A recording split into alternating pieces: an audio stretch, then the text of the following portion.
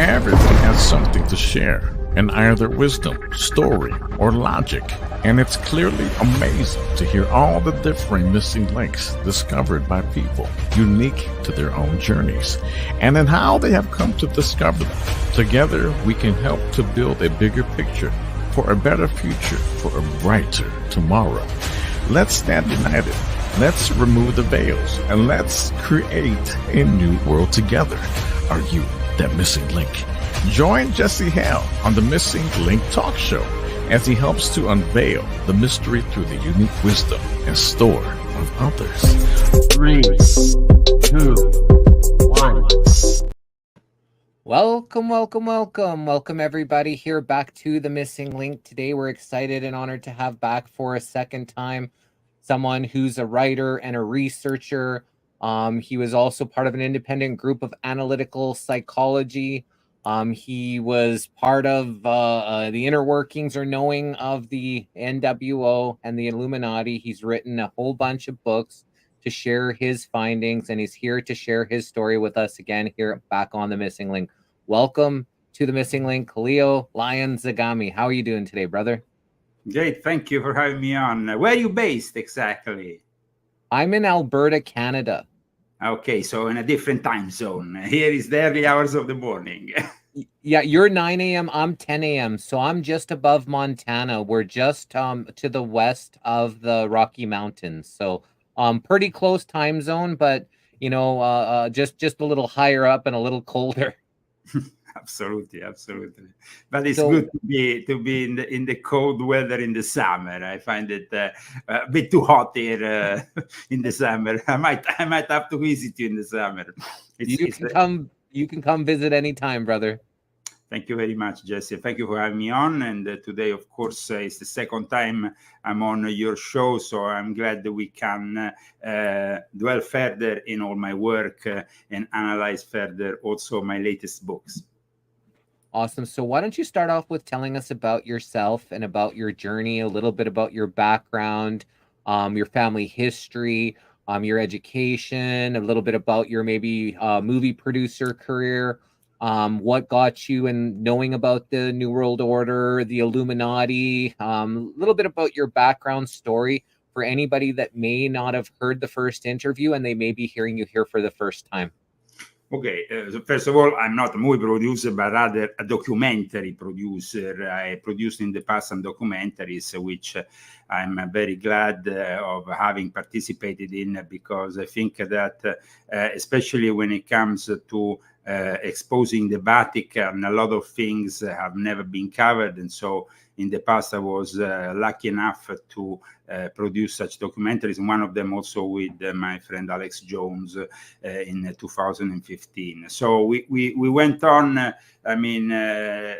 My career, like you said, has been a bit varied. I was actually a record producer, though, a record producer and label owner during my time in London. But I come from a particular family. When you mentioned the analytical group GAPA, it was actually founded by my father, co-founded by my father, who is missing now for 14 years. He died in 2010, but he was a known Jungian psychiatrist and had been working with Meyer, who was let's say the heir to Carl Gustav Jung in Switzerland. So very high up in the Jung psychiatrist, let's say, enclave. However, he broke from psychiatry, wanted to do something different. And so since an early age, I was actually myself also witnessing his researches in the paranormal and other things. He also worked, of course, at an academic level, also earlier with Project MK Ultra within the Sorbonne University. So I was privileged to have a father who had such interest, but at the same time also a grandfather who was a politician, and a family from an aristocratic background who brought me up. And of course, I arrived to my early 20s thinking that that the word was definitely in the hands of the elite, because that was how I was brought up. Then later on in life, when I was approximately 36 years of age, I decided to break from the New World Order, and in the fall of 2006, as I'm born in 1970, I created my first blog to expose the Illuminati and the New World Order, which I was previously involved with. So this, I guess, is my introduction. Then later on, of course, after I saw how the internet is manipulated, censored at a very early stage, also of the social network, of the rise of the social networks, I saw how this could lead to censorship. And so in 2009, I started to publish books. I did it first in Japan, then later on Italy followed in 2012. I published 6 books in Japan. I published several books in Italian. I think I lost count of how many. But in the end, when I started publishing my books in Italian, as I had moved back there in between 2008 2009, because of the espionage accusations that were moved against me in Norway, I ended up, though, having problems also in Italy, because then I got more and more involved also politically myself. And in 2019, I was forced to leave Italy and move here to California, where I still reside in Palm Springs. So what is the Illuminati exactly? If you could maybe describe it to, the people listening here. Illuminati, we have to, of course, is a general term for me, because I explain in Confessions Volume 1, is not only the Illuminati of Adam Weishaupt, which I was, of course, also involved in, but it's a number of mystery schools which we commonly refer to as the Illuminati.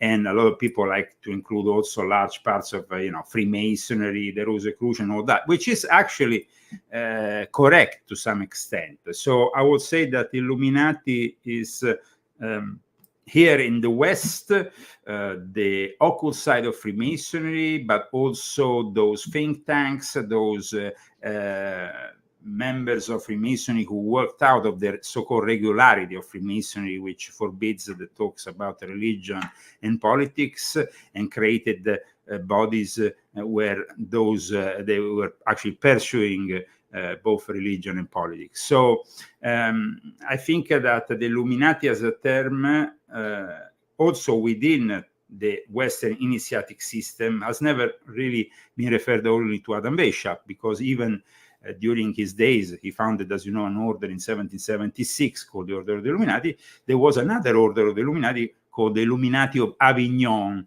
founded by a Catholic monk called Dom Pernetti in the south of France. So even back then, there were various Illuminati bodies.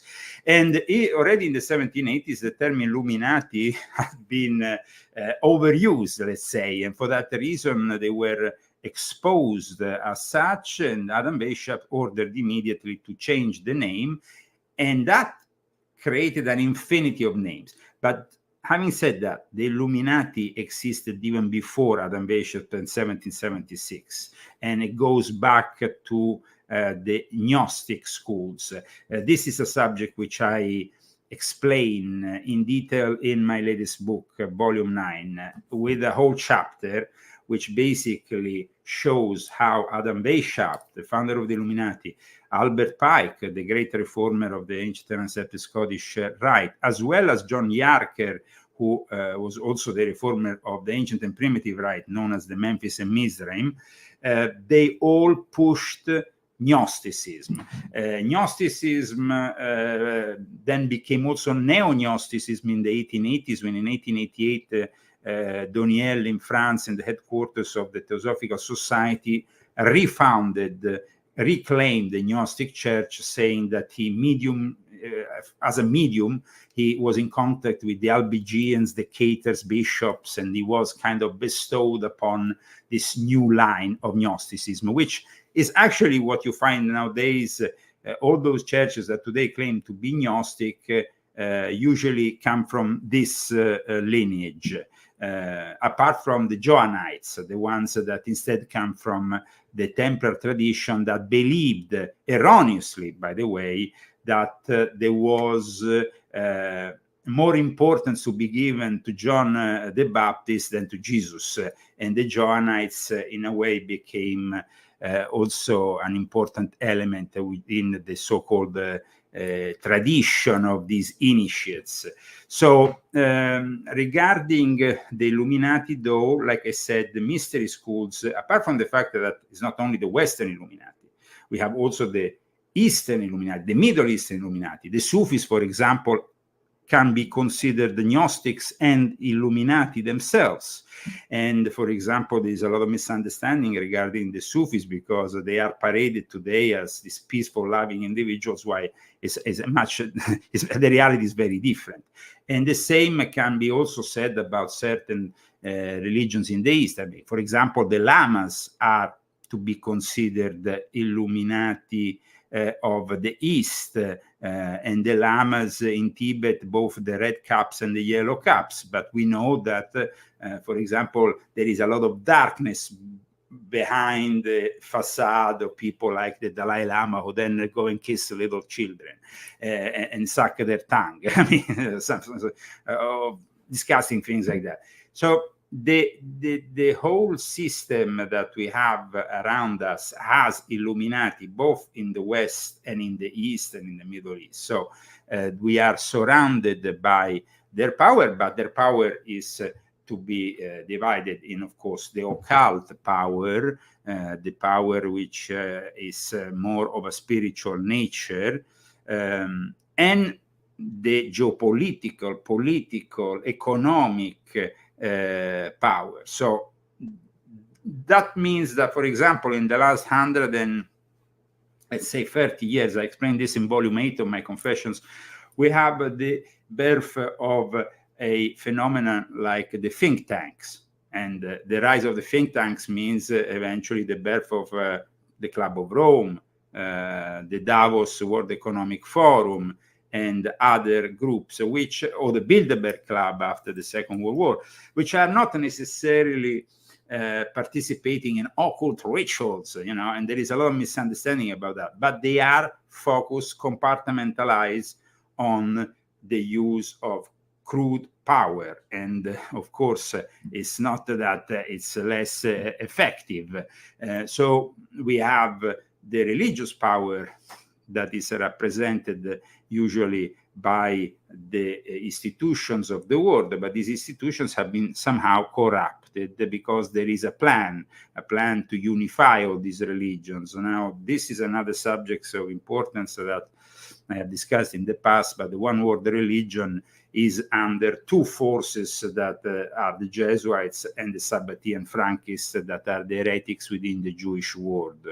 So I don't consider the Jesuits necessarily Catholics or Christians per se, because they are heretics, but they are in control, as you know, these days, of the Catholic Church. They even have a pope for the first time on the throne of St. Peter. And the same can be said for the Sabbatean Frankists. They don't reflect Judaism, Orthodox Judaism. They represent all that progressive reform within Judaism that is now creating all these problems, not only in Israel, but also here. They have, of course, a mouthpiece through Hollywood, which is a very strong one, and that was able to brainwash a lot of people for their values. Their values are, of course, counter-initiation, counter-spirituality. The darkness that they bring to the world is because they think that within that darkness they can find maybe a sparkle of God even there. The actual sexual magic that a lot of people, ascribe to Aleister Crowley was born also a long time before Aleister Crowley, and the creators of it are to be found within the Sabbatean movement, Sabbatai Zevi himself. So this is basically the world we're living in. It's a world in which there is a lot of different factions, and it's very difficult for people to put the puzzle together. So with my books, I try to, and as you know, my books are very thick. They are 400 or 500 pages at times. Maybe there is a lot of studying to do, but that's what it means to understand really the Illuminati, rather than just superficially claiming you have understood things by reading a page on the internet. That is not possible. I offer, of course, myself articles regularly on lyonzagami.com, which are aimed to enlighten people and bring more knowledge about certain subjects. But I also think that with the internet, you can only outline a limited amount, because the attention span of people is one page. And that's why in 2009, I went to Japan, and thanks to what became my, soon after my wife, Christy, we went to Japan, and I was able to sign a book contract, because I think that books are capable of really offering a much more in-depth research, just as we are doing now with this interview, 1 hour and a half, fueled with information. But how much can we really cover in 1 hour and a half? Because if you start reading one of these books, you will not go through the first chapter with 1 hour and a half, probably. So you understand, it's about trying to, of course, make people more aware. But also we have to understand that the people need to study and to make their own mind up, because at times I offer the information without really offering I just offer the information, say, you make your mind up about what they are doing, because, I might have my own interpretation. And I say that my own interpretation might be a bias. So you also need to make your mind up by studying these topics. And that's why my books are usually correlated with a bunch of footnotes and citations. So, for example, for a book like this one, we have something like 678 footnotes. I mean, it's of course also a way of blocking the criticism and those people who say, oh, well, I will debunk Zagami. Well, good luck with that, because the sources that I use often are academic, and if they go and debunk them, they go and debunk themselves. so if you go and use a source, for example, from Georgetown University or Yale or Harvard, I don't necessarily think these people are superior to us, or their education is superior to us. But if you want to fight the system, fight them with their own words at times. Now, how does someone become a part of the Illuminati? Is there an initiation process? Do you go find them and try to ask to become one? Or do they approach you, someone with wealth and power? How was there initiation? Did you have to drink out of skulls and sit in coffins? Like, was this part of, initiation process for the Illuminati? The initiation process can be that, of course. But at the same time, you will not be able to find them on the internet. And any Illuminati that presents itself on the internet, like in the last few years, we had all these Nigerian scams, people telling me, oh, Leo, I gave $2,000 and they sent me a diploma, and then I discovered it was a Nigerian scam. Well, I'm sorry, my friend, but then you must be a little bit gullible if you think that you can really join the Illuminati on the internet. The Illuminati want, of course, power, wealth, or the bloodlines. So there is not really any alternative to that. If you are just a bum sitting somewhere in the middle of America, they're not going to come and search for you. If you actually get a message saying the Illuminati want you, is almost certainly a scam. And this happens every day. So I invite all the people who are receiving these fake messages, often on Facebook or on other social networks, to reject them, of course, because they are just as bad as those other kind of scams. Like, I want to put $1 million in your bank account. It's just like that. I mean, it's just fake. The real Illuminati, like we said, are a number of orders.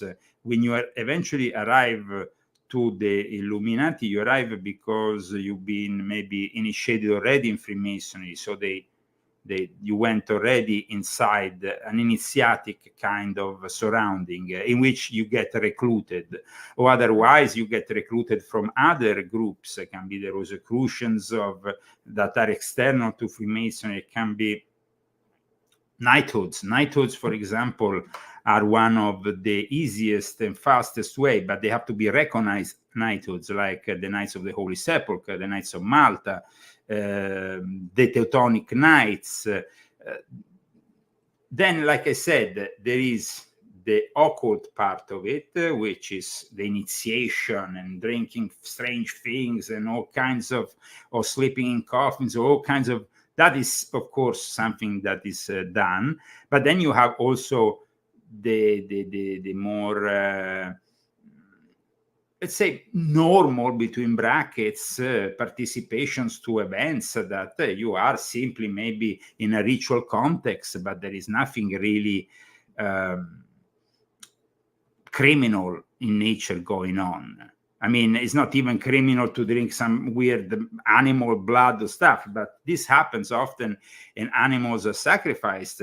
But at some points, of course, in these fraternities, in these groups, you get people that want to get to the next level. And then at that point, I have always refused the human sacrifice. I always refused participating in those kind of rituals.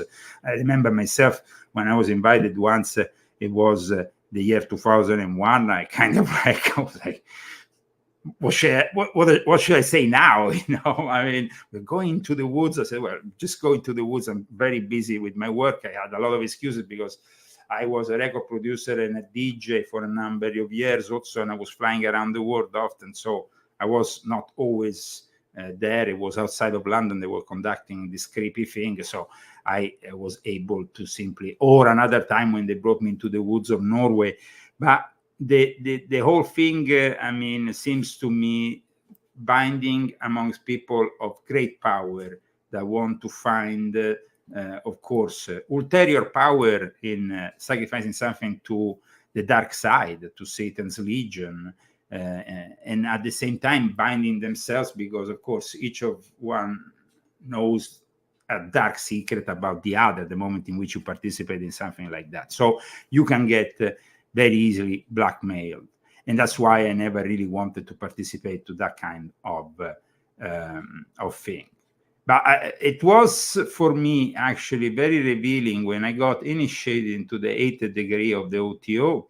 It was at that point that I had access to certain instructions. And I remember I was initiated in Oslo, and actually I published my initiation diploma and stuff in one of my books, I think volume 1 of my confessions.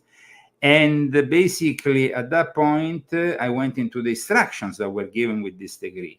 And the instruction included human sacrifice fetuses that were consumed between members of a satanic congregation, all that. And that really was the moment in which I said, okay, I had enough. And that was the moment in which I broke. But breaking with my past took 3 years, because it wasn't only one group I was a member of. I was a member of several groups, and they were all somehow interconnected, including being a Freemason. So they tried to attack me using Freemasonry, knowing that basically nobody in Freemasonry knew about certain things, and they could attack me. And so it became a very bad situation that developed within 3 years. Then I remember after June 2006, when I had this important meeting in a monastery in Italy with various people from the Monte Carlo, Jesse Hal, George Ugo Ballestieri, and all these people, when I start to hear the phrase, Leo, if you don't comply, you will be eliminated. And that's when I said, okay, here I had enough of all this. I'm going to expose you. How I'm going to expose you? I wasn't really a techie. I wasn't really into the internet. I hardly had, I probably bought my first computer in 2003. I was not really a guy who went on computers and stuff. So for me, even setting up a blog was a new experience. and I didn't know what will come out of it. But in the fall of 2006, I started this exposure, and soon after, immediately after, on the beginning of November 2006, I had the first visit from the intelligence service in Norway, the PST, the Internal Security Police, and they threatened me to close down what the blog I had just inaugurated, or having my child taken. And eventually, they did. And so I never saw my child again from 2000 and early 2008 onwards. So I didn't comply with their threats, with what they were, offering. They offered me this, they offered me that. I have been, let's say, very transparent about all these things when I came out on the internet with all these revelations, though people were skeptic. And at the same time, I had thousands of trolls that were sent against me by all these secret societies, these groups that were saying, no, and it was very easy for them to create a bad name around me. So between 2006 and 2008, I found myself really with this situation, was very unpleasant, in which I was accused of espionage at one point, arrested for espionage, and all this. I had to flee Norway, give up my son, and all the rest. But then the solution was only to reveal everything else I knew, and to do it in a way that they couldn't really debunk it. And so that's how the Confessions of an Illuminati are born, and that's how my work has been conducted since then, with a lot of sacrifice, of course, because then things didn't finish. When I went on in Italy with this kind of things, the Vatican offered me money to not publish the books in Italian. I talk about this in volume 3 of my Confessions. The Vatican openly offered me money, with a guy called Antonio Leonardo Montuoro, who called me up one day, said, I work for the Vatican intelligence and for General Marinelli. He was called the general by John Paul II. And they invited me to talk with them in the Vatican, and to arrive to maybe a positive ending with them, offer me a lot of money in my bank account, maybe a position as a Grand Master of one of the recognized knighthoods. And I refused, and then I went on publishing these books in Italian, and then my life became even more difficult, more and more. I got also politically involved in Italy, and that wasn't really something they liked very much, because my books are not only books that you read. These are books that demand action. And at the time in Italy, I was really denouncing a lot of the political scene involved with all the various Masonic and Jesuit and manipulation. So in the end, in 2019, I had to simply flee the country, because otherwise I would be killed, or my wife would be killed, or we were threatened constantly. And it was really unpleasant. And the last few months in Italy was really a very tense situation, because we had to flee, but at the same time, we didn't have to let our enemy know that we were fleeing Italy. So you can imagine we had to also try to put some money together, because my family, of course, being a family of the establishment, didn't want to help me whatsoever at the time. And so me and my wife, the only way we could actually gather some money was thanks to the sale of the books. And thanks God, I had just published volume 6.66 in the early months of 2019. And thanks to that book, I was able to put the sum of money that to just leave the country and start a new life here in the United States of America, which I did from May 2019. I never went back to Europe since then. And so I am glad, though, to be able to write my books freely without the threats I had in Italy, the police breaking through my door, or threatening my wife, or doing things to us. This was very unpleasant. So I sacrificed very much for revealing what I know. And it's sad that, unfortunately, in this so-called truth movement, let's define it. You used to call it truth. I don't know how you call it nowadays, but there is a lot of jealousy, and people are this, that, or Lyon Zagami is still this or still that. Well, guys, I had to renounce to my own life of privileges to be here. So I like always to remind that to the people who are watching, because then they will understand. Here is a person who has suffered, who has been incarcerated, tortured, and has to renounce to his own son for doing what I'm doing. I don't see other people who are offering you this kind of research having suffered so much. With all the respect, even for David Icke, who helped me out in 2006, he was one of the first people who picked up on my articles. I mean, I don't see David Icke, apart from being banned from entering Europe and other things that, of course, are, to some extent can be annoying. I don't see him being threatened, him or his sons, or other people within this world, including Alex Jones or others. Here is a bit of a different situation here. So for that reason, I think I'm very much looking forward for people to discover my confessions. And now I brought out last year this book, but I'm preparing also for volume 10 that will come out in the next few months. And volume 10 will be one of the most important and shocking books that will reveal something that people will find more shocking than ever, and with evidence in hand. Because when I make my claims, I don't just make my claims. I show the documents, I show the pics, I show everything, the photos, the testimony, let's say. So it will be a very important book, especially because it's going to be based on Islam and what is happening in the Middle East. Fascinating. And people in the truth movement are very, very skeptical. And, if you even go on somebody's show or somebody's on your show, then all of a sudden they label you as maybe one of those controlled ops, and everybody's pointing fingers in every direction. And this seems to happen. When we had David Icke on the show, was interview number 15 when we started The Missing Link. One of the questions I asked him was, were you ever invited to be in any secret societies? And he laughed and he said, they know better than that, was his response to me when I asked him about that. We've interviewed his son, Gareth Icke, and I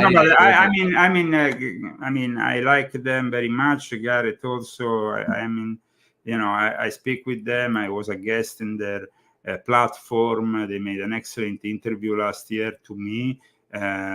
But in fact, mine wasn't a criticism, it was simply an example, though. I don't think, literally, there is somebody else currently who has given so much to be here and to offer you what is written in these books. Now, you can, of course, take it from a salesman point of view and say, this guy is just wanting to sell his product. And let me remind you, however, that when I started all this, I didn't have any books.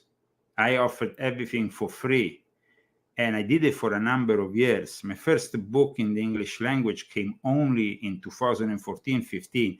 And it came out really out of necessity for me, because in Italy, I had been involved in the pitchforks revolution. And earlier on, I had been a candidate for parliament in 2013. And so my books at that point had been literally picked up from the shelves and thrown away.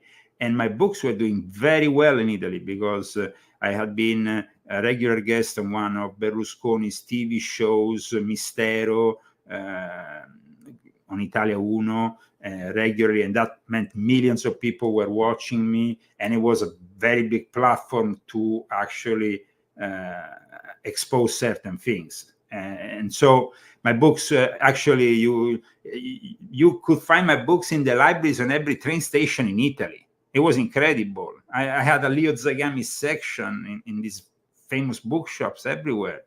And suddenly they were put out, and there was also threats by the Vatican to those distributors for my book dedicated to the Pope, that eventually came out in the English language as Pope Francis, the Last Pope. And so I didn't have a future in Italy anymore as an author. So we came here with my wife in early 2014, after I had been arrested and locked up. And thanks to my lawyers, I was capable of getting out of that. And it was a really bad experience, especially traumatic for my wife, because she's American. You know, she didn't know that these people could do things like this. Smash your door, come in, put a torch in your face, interrogate you.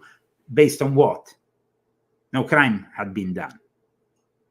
And so I came here. I stayed in California for a few months in the spring of 2014. I found a book contract with Brad Hodson eventually with the CCCC Publishing, thanks to Sean Stone, our common friend Sean Stone, the son of Oliver Stone, and at that point I started to put out these books in the English language. But it was no easy kind of project, because I had already published 5 books in the Italian language. They had to be translated. These books are very thick books, as you know. It will take a long time for translating them. And in fact, it took me 3 years to translate these 5 books. And Wow. It took 5 years. It was like, no, sorry, it took 3 years.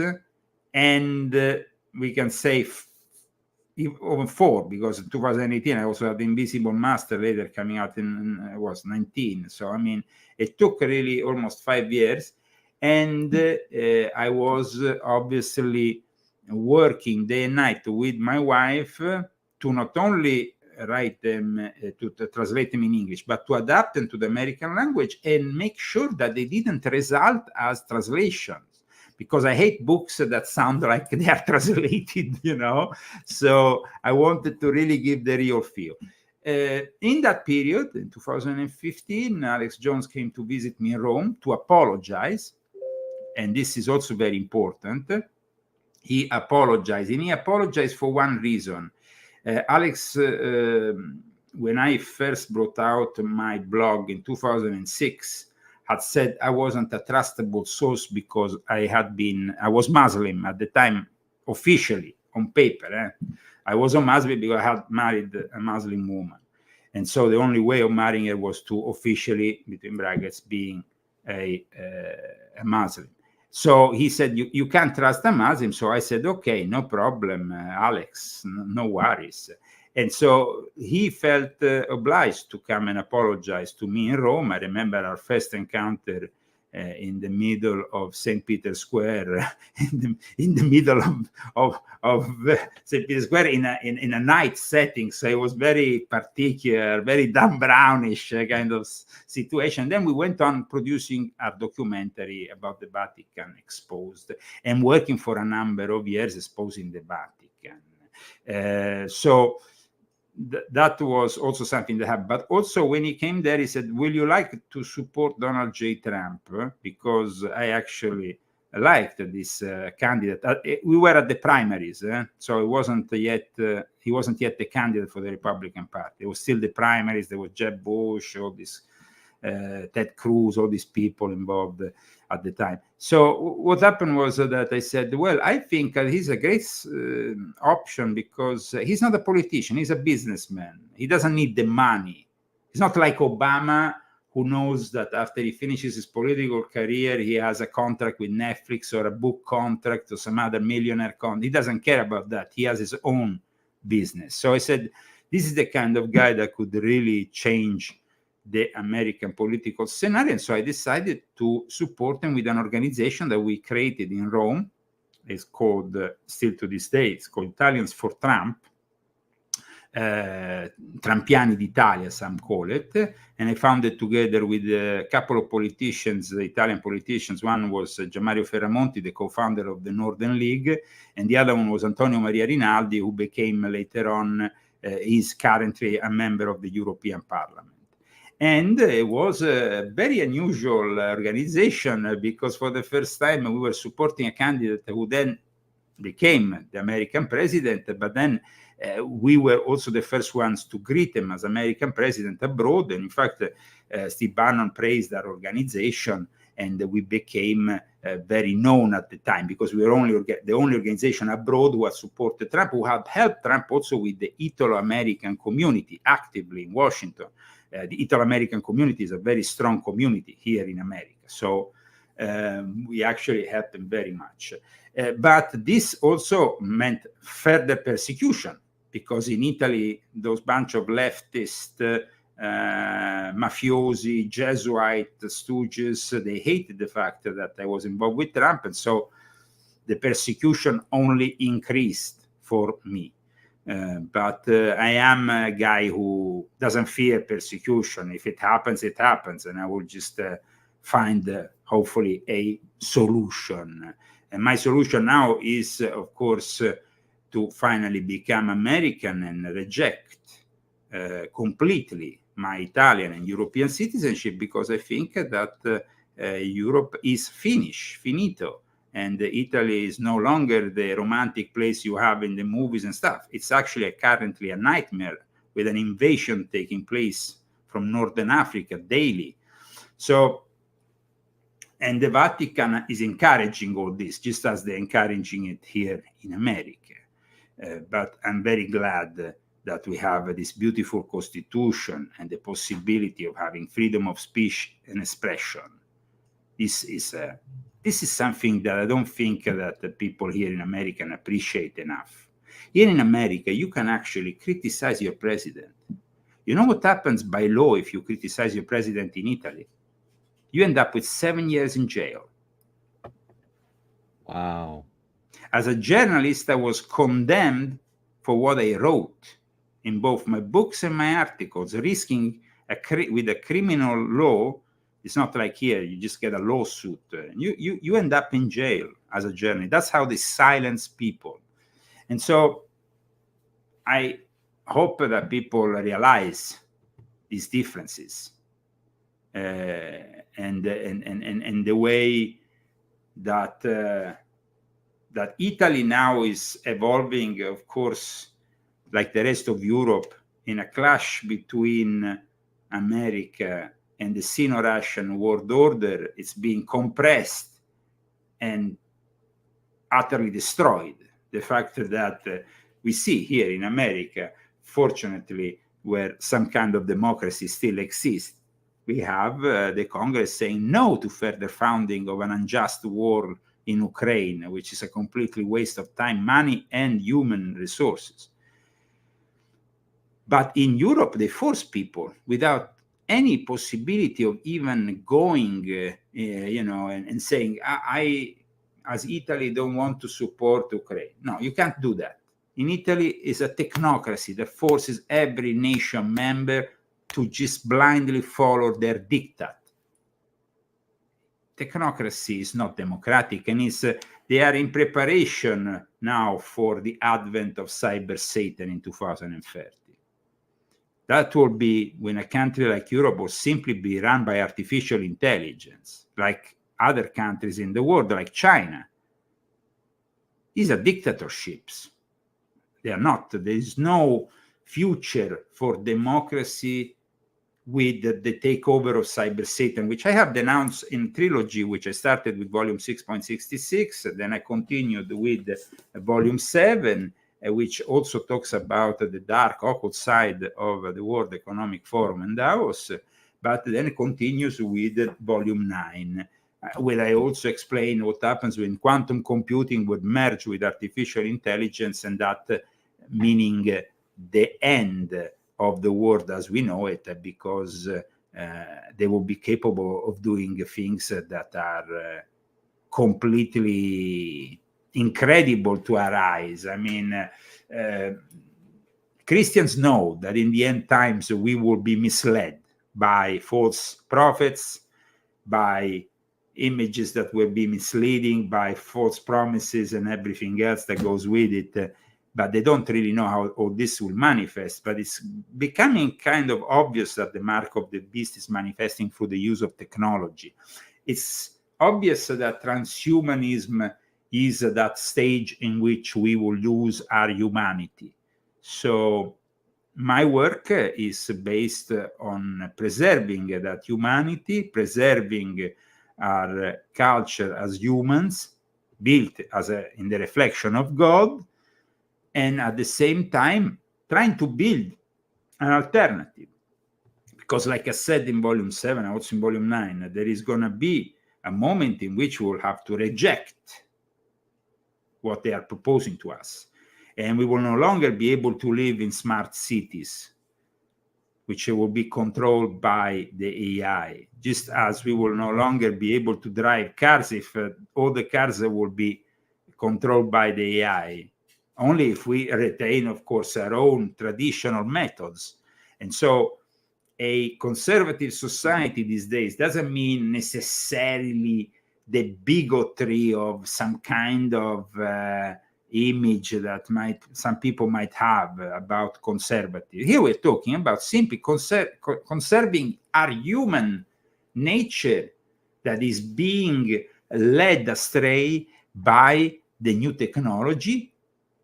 And we have seen it just the other day with the launch of Gemini AI, what can happen when a woke engineer projects an AI which basically transforms suddenly Nazi soldiers in black soldiers, or suddenly the heroes of history change color, change identity, change race, all based, of course, on their woke insanity.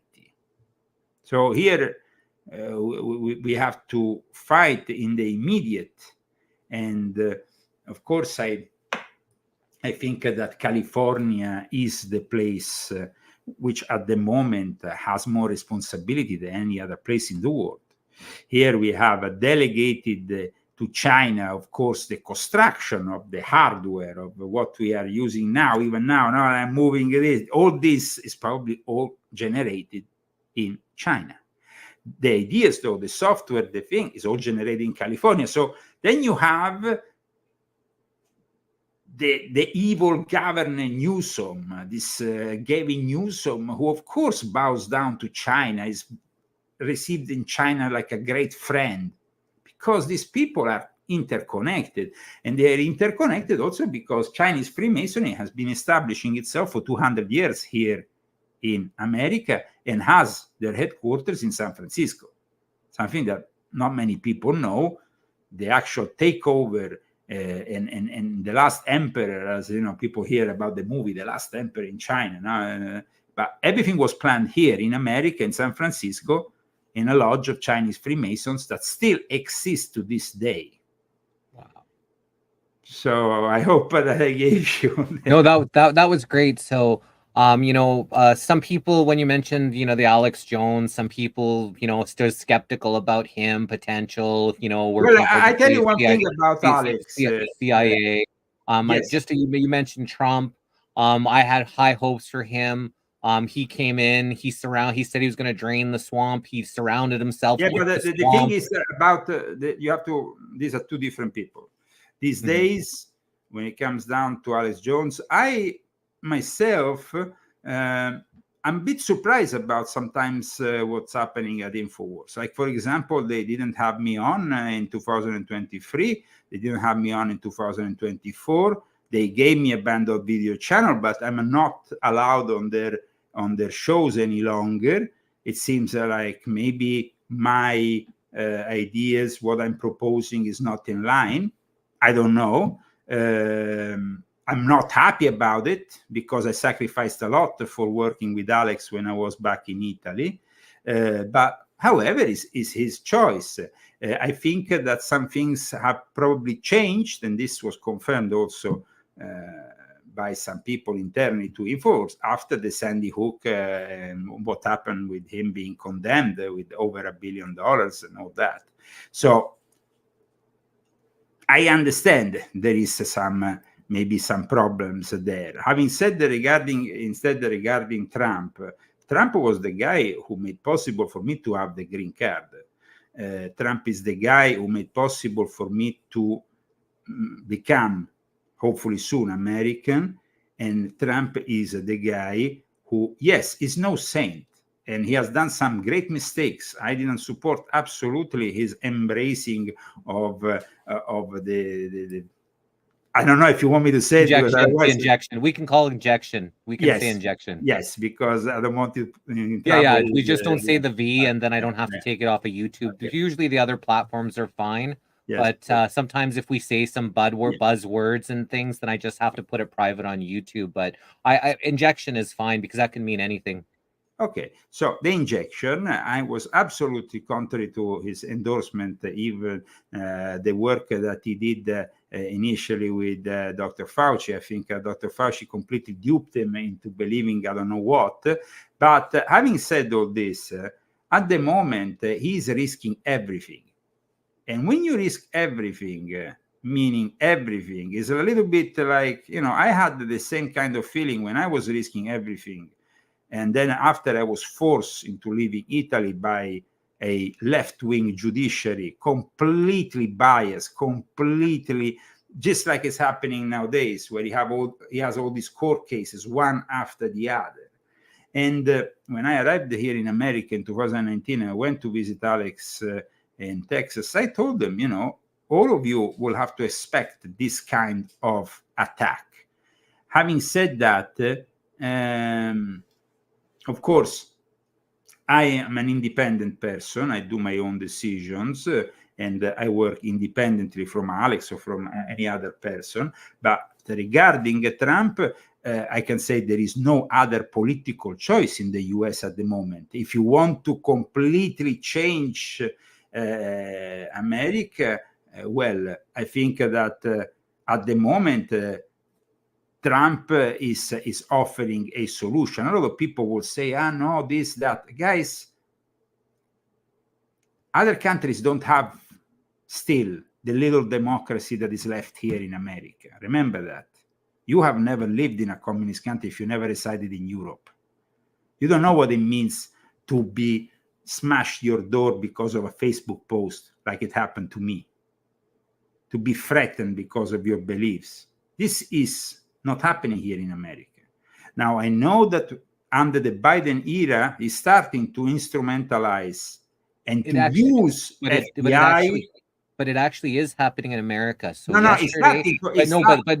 listen. So yesterday we just interviewed Alpha Warrior. His name is Alfredo Luna. He used to be a Marine. He was in law enforcement. He was an undercover gang agent, working with the gang unit. He actually was part of the J6 because some posts that he made on the internet, they kicked in his door with the arm. He wasn't even anywhere in part of J6. So this is starting to happen now, even with someone that was a military Marine police officer, and he actually wants me to connect with you. So we actually talked. I said you're going to come on the show today. He said he's actually been trying to reach you. So I was going to link you guys up together if that's something that you'd be interested in, because he's got his own podcast now as well. Okay. No, but like I said, it's starting to happen here in America. So after I arrived in America, then of course we know that Joe Biden in one way or another became president. And from that moment onwards, unfortunately, things have changed and have changed for the worse. So it's obvious that they are using the FBI, the DOJ, even the CIA, the NSA as instruments for suppressing the political opposition. But like I said, in the political game, nobody is a saint. My grandfather was a senator, so I learned a lot about politics from a very early age and about the corruption within politics from a very early age. My grandfather was poisoned and died in 1974 because of politics. He was actually poisoned with arsenic given inside his coffee within the Senate of Italy. So I know exactly what it means, the political game. I know also that, like somebody said in the chat, a president doesn't really have real power when you have the military industrial complex, the big pharma that are against you. You will have to do some compromises. And the system is unfortunately rigged to some extent. Having said that, though, I still prefer to have Trump as president than anybody else at the moment. And I know that that might not be popular with all your viewers, but that is the reality, because otherwise, what is the alternative? The alternative is the Kennedy guy. The Kennedy guy is a guy who is sustaining the most illegitimate of proposals, which Newsom is also sustaining. The fact that we should give money to the descendants of slaves when in California we didn't even have slavery. So that is your kind of candidate. Well, welcome to Kennedy. I mean, Kennedy, remember where he comes from, what is his family. So I think that is not really an option, a feasible option. And that's why. But politics, like we said, is a very corrupt game. So you have to compromise here and there. And it's not really the people with ultimate power. The ultimate power, we know, is consisting in people which have billions of dollars and can go in and out of the White House like Alex Soros, just like he's having, oh, let me go to the White House and tell them what to do today. The alternative of not voting, I think, is stupid, because this is a great right that we have.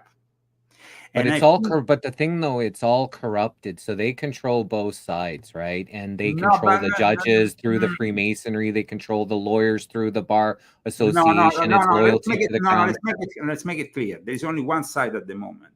And the moment the side that is controlling the judiciary is left-wing imposed. Since the end of the 60s, they've been brainwashed. They take control of the universities. When you make a statement like this, you are not taking into account the fact that a university are taken control by one side only. Freemasonry here in California is progressive. If I wear a MAGA hat and go in a lodge in California, I get kicked out of the lodge. So let's be a little bit more accurate with this. There is one side that is taking control. The Illuminati are communists, are leftists. Adam Weishaupt, disciple, created the League of the Just, that in turn created the Manifesto of Karl Marx. These are communists. Mao Zedong was a communist, but he was also helped by the left-wingers here in America who were financed by the Rothschilds. Jesuit, for sure. So let's talk a little bit about who maybe be pulling these strings at the top echelon of things. So we talked about how they have a different tentacles everywhere. The Freemasonry, for example, the Jesuits, it's everywhere. But who's on maybe the top of that pulling the strings? Because some people believe it's the Jewish people that are controlling things. Some people believe it's the Jesuits. When you say Jewish people, that's really racist. Yeah, but I didn't say. I said some people say. Some people say that is. We have to be a little bit. Okay, it's like saying the African people or the African American. I mean, I'm not racist. So let's not define people by race or by the color of the skin, but by the ideas and what they are proposing. So Zionism, some people say it's the Zionism. And that is another misunderstanding. Within Judaism, you need to study Judaism. Did you ever study Judaism? Because within Judaism is Shabbatai Zevi, Nathan Gaza, then there was Jacob Frank. Do you know about these people? Do you know how they evolved within the Jewish community, their blasphemous heresies? Yeah. And they weren't even supposed to create the state of Israel. This goes against the actual Jewish teachings. When the Rothschilds came in, they're not supposed to actually have a state until the Messiah comes back. So what they did in Israel is actually goes against Judaism teachings. Let's say this. In the 1850s, Christian Zionism supported this idea, and eventually it will be manifest with, of course, also the support of the Sabbatean Frankists.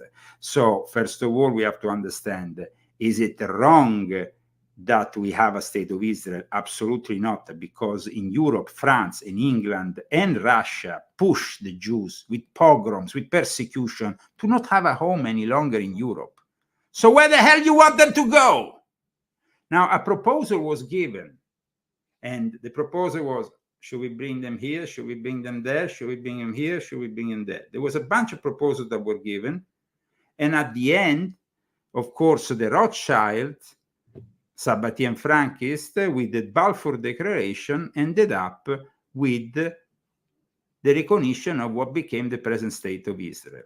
But can we condemn those people who then went to Israel starting from the 1880s in large numbers when they were pushed to go there? I'm doing the question to you.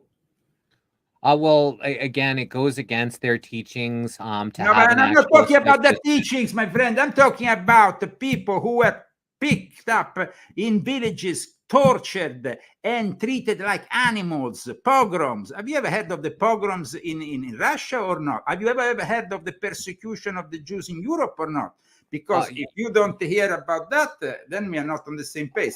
Because I have, and the Bolsheviks came and they infiltrated. The Bolsheviks came and infiltrated in Russia. You know, things that they teach about history. A lot of it is fabricated just to get people angry about some of these issues. No, so first of this all, is history needs to be lived. That's why I've been in Russia maybe, I don't know, 30 times. I work with the Ministry of Culture of Russia. I know a lot about Russia, and even I think even some Russians don't know about. I studied certain things. And so when it comes to Zionism, Zionism was a creation that was immediately infiltrated when they had these worldwide Jewish conferences to create this idea. Eventually, things unfortunately went out of hand immediately because there is always the interest. You have to understand, if the Ottoman Empire didn't end up, we would probably not have the present Jewish state. The Israeli state is built upon what used to be Ottoman Empire territory. For hundreds of years, the Ottoman ruled. So, first of all, we need to go back to the whole story of the Ottoman. Then there is the story of the Seljuk Turks, the takeover from the Caliphate of the Fatimids, and there was the Abbasid Caliphate. You need to know all the history of Islam if you want to arrive to the point of knowing the history where we are now and making certain assertions. So it's I think it's very important that we realize that we can't, the people that are being killed today, for example, in Gaza, might be innocent, a lot of them. But the same thing can be said for the people that on the 7th of October were picked up from their kibbutz, raped, and other terrible things, and kidnapped. So generally, the majority of people have to suffer the consequences of decisions that are made in the upper echelons, where you were talking before. No, you would say, who is in charge on top? Those are the people, because then the normal folk, like me and you, the guy who doesn't have neither billions, neither political or religious influence, we are only subject to all this. Now, when it comes to the 7th of October, of course, it might be partly what some people say a false flag. No, it's basically what happens here is that a lot of people within the Jewish government closed their eyes to what was about to happen. And so that is the same thing that happened here in the US on 9/11. People turned the other way while Hatta and his bunch of terrorists were putting together their plan, and they were actually, we are talking about one of the most terrible moments in recent American history, 9/11, no? You had Mohammed Hatta and his terrorists, and everybody thinks, wow, these people, behind them, there was Osama bin Laden and everything. Then we realized a very different thing. We realized that Mohammed Hatta was actually training himself a few miles from the Saratoga Elementary School, where George Bush will be reading that book and doing his pet goat ritual on that morning. We discover that basically Hatta went to Egypt, and there he was brainwashed, and then eventually he was presented for this operation to Osama bin Laden, who himself had been a tool for decades of the CIA. We've had a few people that went extensively into 9/11. We got Brian Stavely. He's going to come, I think, next month. I'm talking about 9/11, but again, the power structure. Where do you think the Khazarian mafia kind of fits into what's going on? The Khazarian mafia is something I have debunked completely with one of my shows. I showed also one book that I think it's a great book that I have here, that anybody can go and purchase if they want. Is The Jews of Khazaria, in which you can have basically a clear idea of everything simply by one thing. There is no Khazarian identity because there is no Khazarian DNA. When you don't have a DNA, you can't talk about the Khazarian. The Khazarian were simply people who adopted the Jewish faith. Now, for a long time, there has been a conspiracy theory saying that the Ashkenazis are in reality descended from the Khazarians. No, absolutely not. And when they did the DNA research, in the end, they proved that that is completely false. So we have to go by science. Now, there is two Jewish main, there is the Sephardic Jews and the Ashkenazi Jews. We have the Ashkenazi, the more European, lived in Central Europe mostly, and then you have the Sephardic that are more, let's say, Middle Eastern looking, more dark, and have, so there is these two main branches. But the Khazarian doesn't have a DNA. There is not a Khazarian DNA. There is an Ashkenazi DNA. There is a Sephardic DNA. There is no Khazarian DNA. So the Khazarian mafia was a conspiracy theory that was created by the Sabbatean Frankists to cover up their own things. Because Jacob Frank was born in Ukraine. And Madame Blavatsky was born in Ukraine. And these people are the people that screwed up the world. Madame Blavatsky, with the foundation of the Theosophical Society that then gave birth to modern Satanism, with people like Aleister Crowley, Aquino, Michael Aquino was part of the Theosophical Society, and many others. Modern Satanism will not be the same without the Theosophical Society. When it comes instead to Jacob Frank was the guy who claimed to be the reincarnation of Sabbatai Zevi, who brought to the Catholic faith 20,000 converts in exchange of him being nobilitated and living in a great sumptuous palace. But then the teachings of Sabbatai Zevi that were claimed by his heir Jacob Frank became the teaching of his cousin. The cousin of Jacob Frank founded an order, the Asian Brotherhood, which became in turn the people who founded the Bohemian Club. So these are all interconnected. So the moment in which you say Khazarian, but Khazarian, what is this Khazarian mafia about?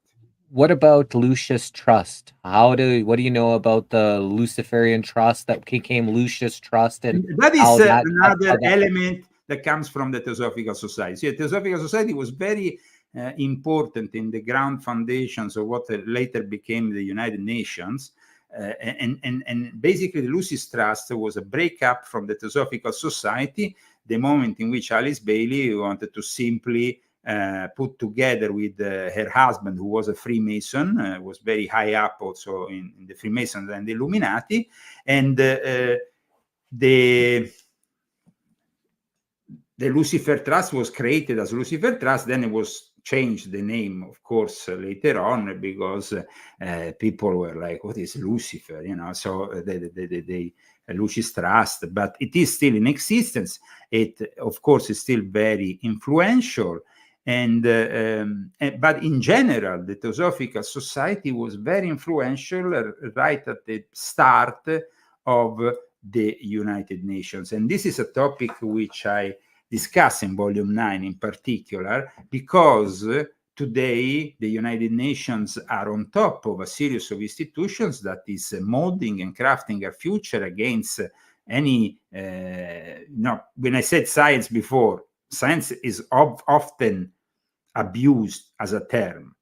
Like, for example, we have the OMS. We have, which basically we call OMS in Italy, but in reality is the World Health Organization, which is now in the hands of China. We have the FAO, the Agricultural Organization, which basically also of the United Nations, in charge of all the food sector, the agricultural sector, and that is also now in the hands of China. But these are the organizations with, like, for example, that have then generated the Codex Alimentarius, that then in turn is now pushing for the insect eating, the various flour made of insects, or generating meat out of a lab. All this happens because there is these institutions that are generated from the United Nations. And the United Nations, though, didn't just appear one day.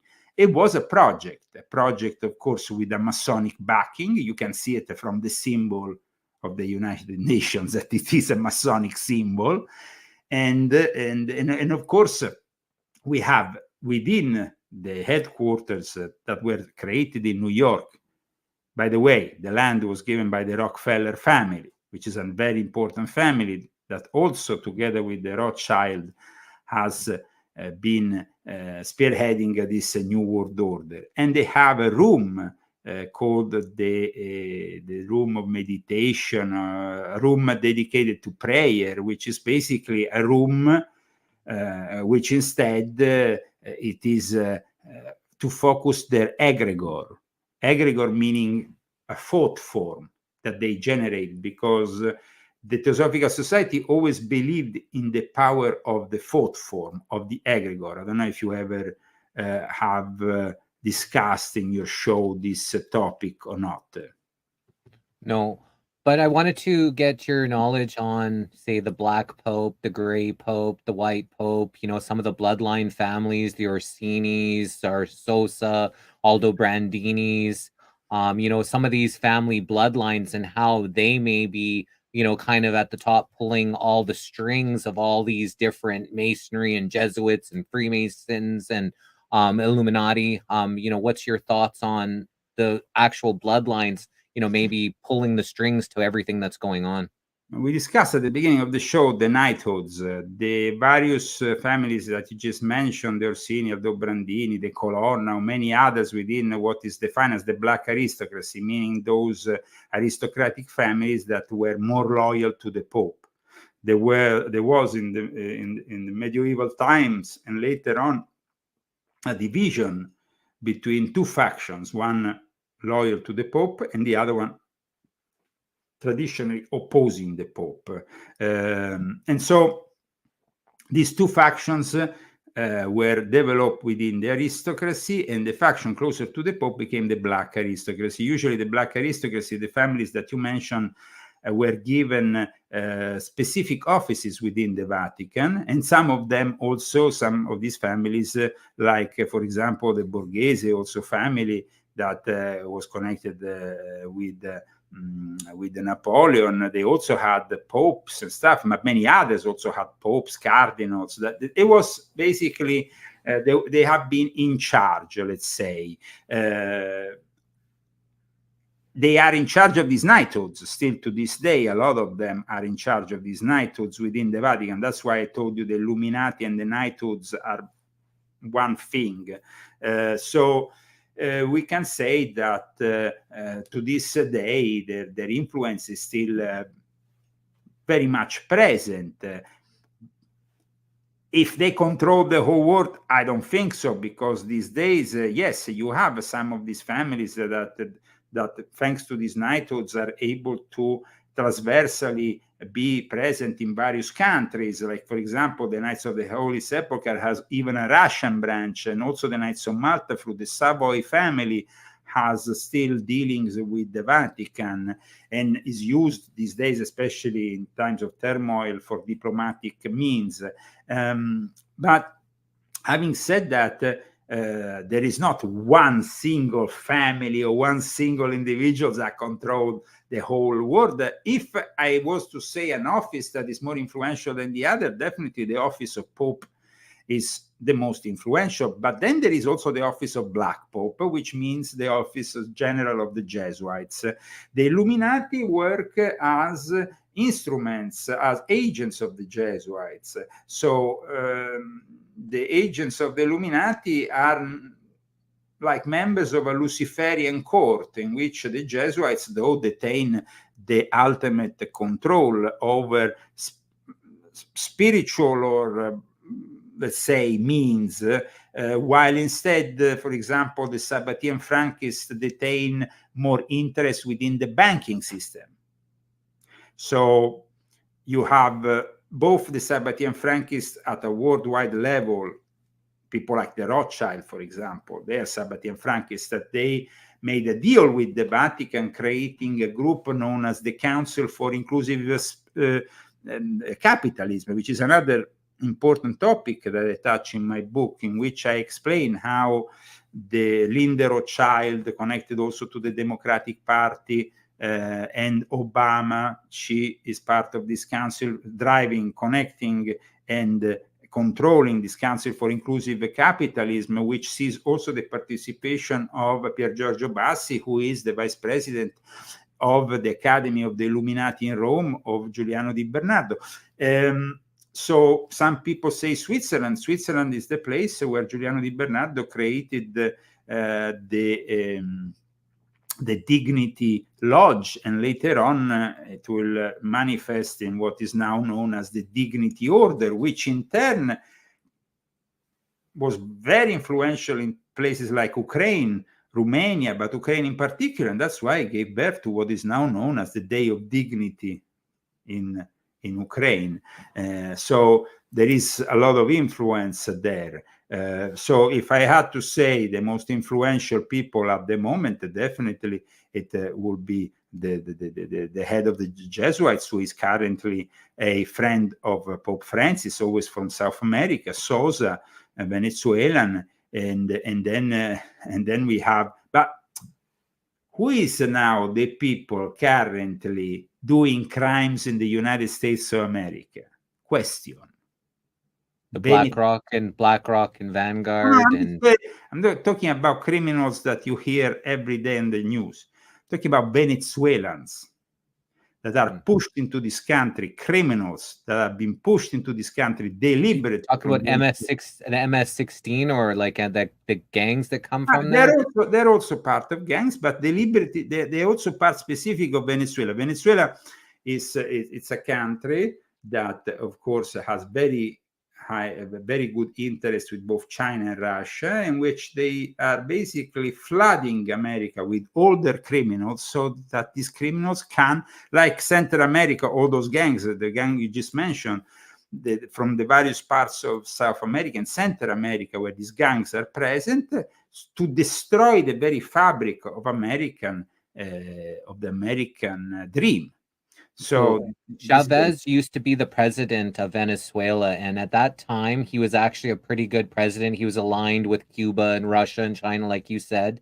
And what happened was President Chavez, and so after he died, that's when the destabilization of Venezuela happened. And once the destabilization personally, I don't think that being in line with China or Russia is necessarily a good thing. Russia does some good things, but they do it for their own people. I'm never in line. I didn't say it was a good thing, but what he was doing for his people at the time, like gas was at 8 cents a liter, like like 10 cents a gallon. Everything was running fine until he died. But Chavez was a communist. You can't say a communist does good things, because he might, briefly do something good. Because let's not forget that Chavez, first of all, had been a military. before he was Okay, a what politician. do you think of Muammar Gaddafi and how he treated his people? Muammar Gaddafi also is a guy who had a lot of skeletons in the closet. I mean, yes, he was eventually killed by the New World Order, and that is something that has destabilized the whole of Northern Africa, and that actually brings higher the threat of immigration, because it's like lifting a tap, you know. Libya was actually a very pleasant country. I had my friend who I actually wrote a couple of books with, Princess Karuna Kamaro, who interviewed Muammar Gaddafi, and he was a man for his people. Who you see, the problem here is this. But was he a communist, or what? Was he a dictator? So He you was, said communist. Absolute dictator. I mean, you can't say that Gaddafi was a communist in the arts. All these people who claim, I mean, communism is, in Italy, we have a saying, but I don't think I can say it here for your viewers because it's a little bit rude. But it's like you can do the communist with the ass of other people. Yes, you can claim communism, like, for example, Kim Jong-un in North Korea, but I don't see Kim Jong-un as being a communist himself. He's a dictator. So Gaddafi was another product, of course, of the Western elite who let him arrive to his position. And when they decided that they had enough of him, they eliminated him. And that is very sad, but that is the truth. I think he had enough with them. He wanted to start doing off the gold standard. He was doing a lot of good things for the people. He was doing a lot of things that they didn't want. I think it was him, the one who turned their back on him once he became to power. He actually wanted to do good things for his people. And, you know, I've researched, you know, him quite extensively, and he was trying to get he was trying to free Africa from the New World Order. He was trying to put everything on a gold standard. He did a lot of good things for that country and his people. Good things up to a certain extent, because Libya was an Italian colony, and you don't know the story of Libya, but Libya was an Italian colony. In the early 70s, the Italians were kicked out. People who owned the land, who actually helped building his country, were kicked out brutally. The Italians were forced out of Libya in a brutal way. So that is not something that I personally think it was a positive thing.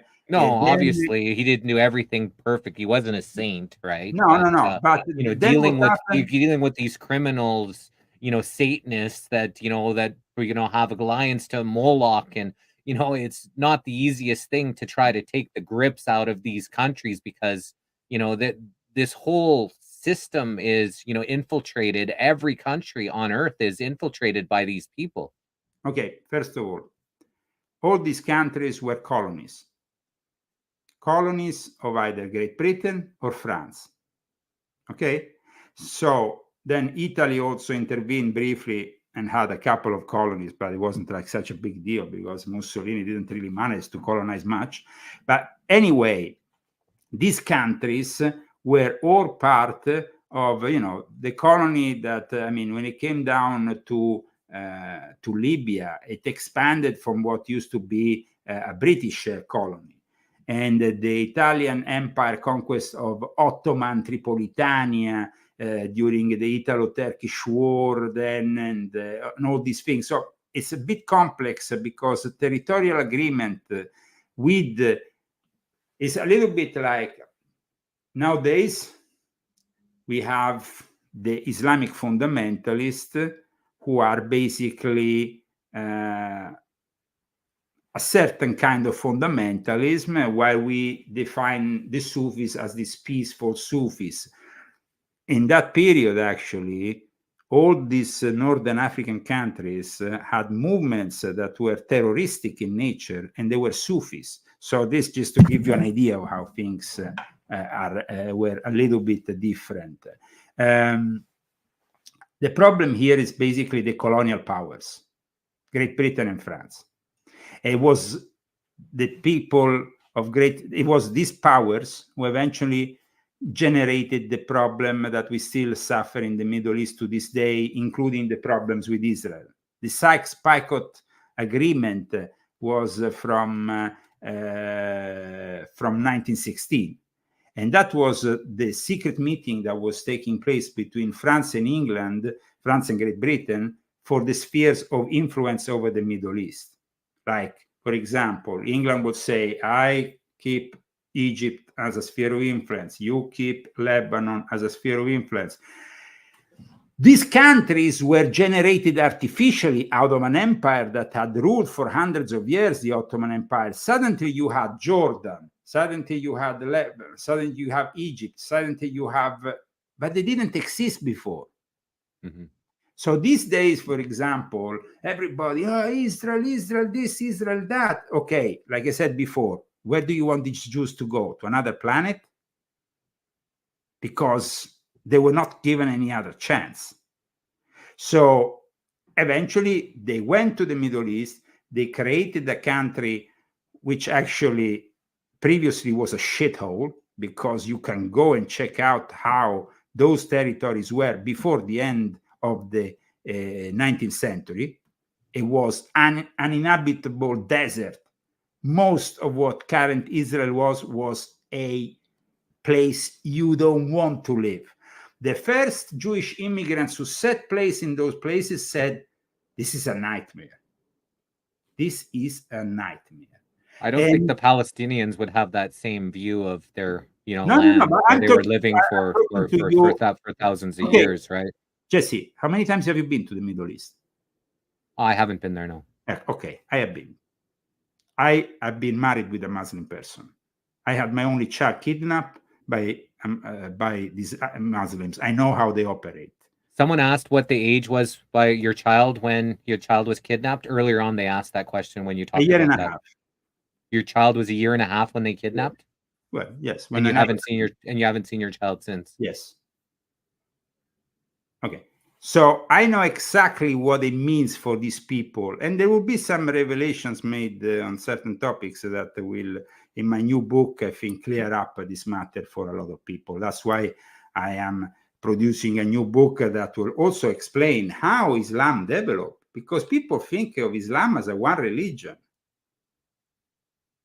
Islam was born with the Prophet, but soon after the death of the Prophet, it kind of went into two different directions, and then two different directions, and went into several other directions, because there was the Cairo Lodge in Egypt, in existence since the time of ancient Egypt. This lodge, basically, when Islam started to develop in places like Persia and then Egypt, they went and annoyed people who were basically who didn't really like Islam that much, let's say. And so people like the Zoroastrians, the Manichaeans, the Gnostics of various currents, they received Islam, but they said, well, we don't really like this religion, but we're going to use this religion. And that's when they started to create the Shiites. Then the Shiites create the Fatimids, and then the Fatimids create the Ismaili, and then the Ismaili created the Druze. So it became then but all this, of course, is in the land of secret societies, because the Illuminati and the secret societies are basically from that area of the world. That's where, before Freemasonry ever was in Europe or anything, the secret societies of the world were born between present-day Syria, Iran, Iraq, and Egypt. These are the countries where secret societies developed originally as a concept. Then you have the Knights Templars, who picked up certain concepts they found in the Middle East, and they developed them to create this order, which now we all know, the Knights Templars. Yes, but let's go and study the Knights Templars, how they were born, who created them, why they were founded in Jerusalem. And then we discovered that the legacy there goes back a long way, and it goes into those secret societies in the Middle East, which a lot of people know little or nothing about. When we said about Mohammed Atta before, Mohammed Atta working, we know that Mohammed Atta worked for George W. Bush and the Bush family, basically, because that's how it worked out. But Do you know that Muhammad Atta was basically an assassin? And the assassins were Nizaris, and the Nizaris were basically the people that were protecting Osama bin Laden till eventually he was brought out of this world. And they are not Sunni, but instead Osama bin Laden was Sunni and Wahhabi. And how did the Wahhabi develop? And why did they develop? So these are things that people need to know a little bit more about before they can open their mouth. Hamas is a monster. Hamas, in the end of the 80s, in 1988, issued their manifesto. Go and read their manifesto. It spews anti-Semitic from the beginning to the end and talks about the protocols of the sages of Zion. Now, if you believe in the protocols of the sages of Zion, well, bingo. That means that you have understood nothing, because the protocols of the sages of Zion were built by the Russian secret intelligence together with the Memphis and Mizraim Freemasons in France, and became what then unfortunately has led to a lot of some people ask about the Druzes. The Druzes, of course, have influenced so much, even Freemasonry, that Albert Pike or other Mackey or many other Masonic authors talk about the Druzes. The secrets of the Druzes will be revealed in my next book. Well, thank you so much. I know you wanted to wrap up kind of at this time. I'd like to book you on again, because I think you're just such a wealth of knowledge, and I really think that, I want to answer to somebody said, who created Hamas? Hamas was created by the Muslim Brotherhood, who in turn was created by British Freemasonry. And this happened in Egypt, and it's not a conspiracy theory. There is hard evidence for this. So it's not like it's an historic evidence. So Hamas is simply another tool. These tools of hate and division and between all these religions have created, they have been created in the name of what the Latins used to say, dividi et impera, divide and conquer. Because in the end, we are divided, each one on a religion. No, but because but this, no, but I believe it's this rather than that. No, it's a Unitarian conspiracy in the end of people who control us simply because we let them control we let this control happen because of our ignorance. Let's not forget that. In most cases, we let them control us. Let's wrap it up here with you saying, what do you think people should be doing right now to help us lessen that control, to stop the control that they do have over us? Any, good ideas that you can leave us off with, for everybody that, and there is almost 200 people watching here live right now, and the thousands of people that are going to watch this on replay. Like I explained in both Volume 7 and Volume 9, there is a moment in which we will have to go off the grid in the next 6 years before 2030, a moment in which we will have to renounce the possibility of living with people who have made a different choice. So at the moment, we are still amicably together, even if this amicable is not so amicable, because we are becoming more and more divided. If we manage to survive in this way, that's okay in the United States of America. But if the United States of America become the divided States of America, well, then it's going to be a very different situation. So I have a plan. The plan is to go off the grid with like-minded people and to create the basis for a civilization which rejects what they are proposing.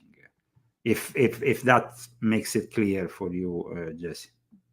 100%. So tell people what they can find on your website, how they can get your books, how they could reach you if anybody wanted to contact you. Tell us a little bit about, how people can find you and your work. Sure. All my contacts are on leozagami.com, my website, where you find also the links to my latest books. You find also my mail and everything. I mean, I have also my own shows that I try to do on YouTube, even if I've been censored so many times that nowadays I'm like left to small channels that maybe, but we continue, you know, we continue. I try to be present like you on many different platforms. It's not easy. It's not easy because censorship is always present. I mean, just 2 days ago, I was just posting a video of my Italian show, and while I was posting it, simply saying the show it's at this and this other time, Facebook was saying, well, you have another post like this, and they were racist. Well, what is racist about saying that I have a show at 1 o'clock? Nothing. But, you know, it's unfortunate, but they are controlling. And the CA, of course, is controlling Google as well as Meta and other platforms. So we are on platforms that are defined by former agents of the CA, because nowadays it's almost like a tradition now has become in the last few decades. The people who work at the CA then go on into the civil sector working for these companies. And we are supposed to believe they're no longer working for the CA. Yes, sure. That's it. Thank you for having me on, Jesse. God bless you, and God bless all our viewers for this great opportunity. Thank you, and may the source be with you. We flew under the radar for the last 3 years on Facebook. We didn't have any issues. Last night, when we interviewed this Marine who's been, you know, battling this New World Order in the system, they hit us and they kicked us right off the interview. They told us we had a copyright strike for some music that was being played that was never played. We didn't even play any music. I was just talking to him like this, and all of a sudden it deleted, and it showed us that there was it says that there was copy. We were deleted in 230 countries. That interview got deleted. And then so after the interview was done, I appealed it, and I guess the video is back up now or whatever, but they just didn't want people reaching the information. But everybody went to they do that every week when I broadcast on Facebook, and every week I appeal it, and every week I get the same result, which is it goes back on because they don't have anything to do. You know, it's like crazy. Like last week we broadcast the video of Alexei Navalny's assistant asking for $10 to $20 million to the MI6 agent from the English embassy in Moscow. And at that point, after a few days, they came on to me and they took away the video from all the various and without a strike from YouTube. And so I simply put it back in. You know, and it's only on one of the channels I put back in, they had the courage to say, and then I appealed it. So it's just like there is a constant monitoring of people like us who are trying to bring people closer to the light, to the truth.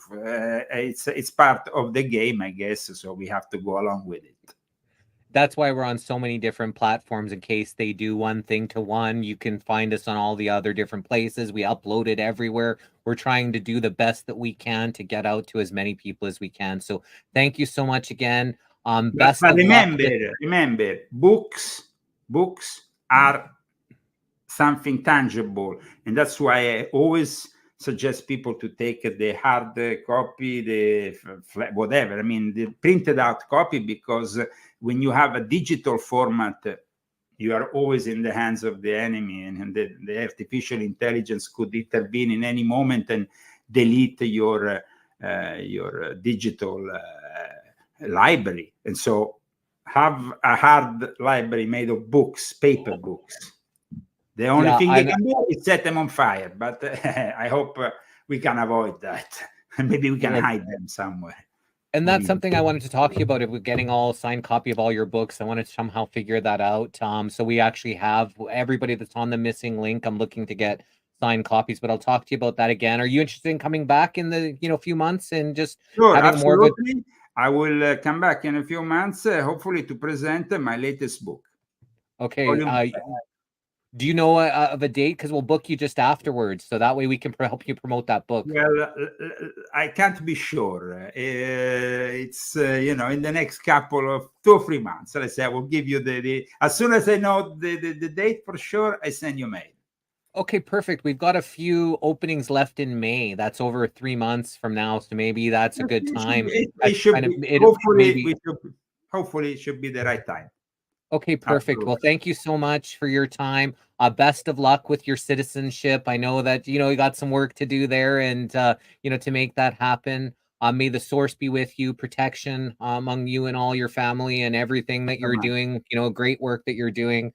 We have one more missing link today at 7:30 p.m. Eastern Standard Time with Tony Wells. She was a sheriff that obviously has been impacted over this last 4 years. She wants to protect the children and what's been happening. So awesome. Thanks again. And we'll see you next time we see you. Knowledge is power. The more knowledge we have collectively. Let's make it in May. Let's make it in May with my new book. Take care. Okay. Bye, everyone. We'll see you next time we see you. And knowledge is power. The more knowledge we all have collectively, the less power they have over us. So thanks again. This was another epic missing link. We appreciate all the comments, the chat, the questions, and the energy that you all are putting into this. We're just looking to find any missing links about the person or the world around us that they want to share. So doing our best to get our information and wow, yeah, we're just trying to get all this information out because we know this is a pivotal time in history. And we're definitely recording everybody that's speaking out at this time, and in the hopes that you're not going to resonate with everyone. Not everyone's going to be your cup of tea. Not everyone's going to be the information that you're looking for. But we have so many interviews that, hopefully there are people that you do resonate with, that you do learn from, that you do appreciate. And just be respectful is all we ask. And, our chat has been super respectful of the people, even if they didn't agree. The questions are great, and I just Jesse, admire your meekness and how you remain your posture so calmly and clear. Thanks, Georgina. We've done 682 interviews so far. This is our 682nd interview. So practice does make perfect, or at least, looking to perfect this. And, I do have an actual, curiosity from everyone that comes to present their information here, for us. Like I said, not everybody's for everybody. Some people come with some pretty wild, stories or, things that have happened in their life, but I come from an honest place that I'm just trying to get their information out the best that I can. So love you all. And we'll see you next time we see you back here on The Missing Link. Have a wonderful afternoon, evening.